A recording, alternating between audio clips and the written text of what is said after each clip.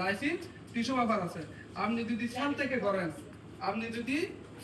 করেন, সেলের জন্য আলাদা লাইসিন টিস্যু পেপার আছে।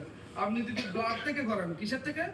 ব্লাড থেকে করলে আমরা ব্লাডের জন্য আলাদা কি আছে? ব্লাডের জন্য আলাদা লাইসিন পেপার আছে। তাহলে এখন আলাদা আলাদা না?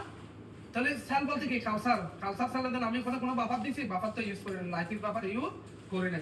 এই জন্য এটা এত বেশি স্পেশাল এই কিটটা।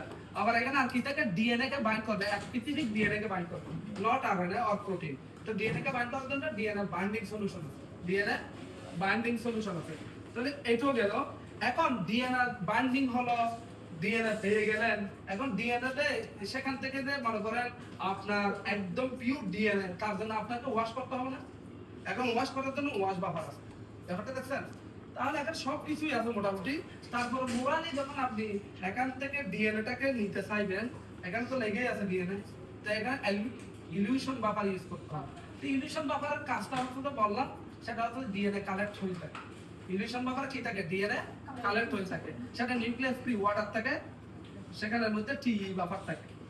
যেটা টিই বাফার সেটা ইলিউশন বাফার, অথবা ওটা না থাকলে নিউক্লিয়াস ফ্রি ওয়াটার অ্যাড করতে হবে। ব্যাপারটা বুঝছেন? এটার জন্য এটা এত বেশি স্পেসিফিক। তাহলে আমার কাজটা কিভাবে করবো দেখেন।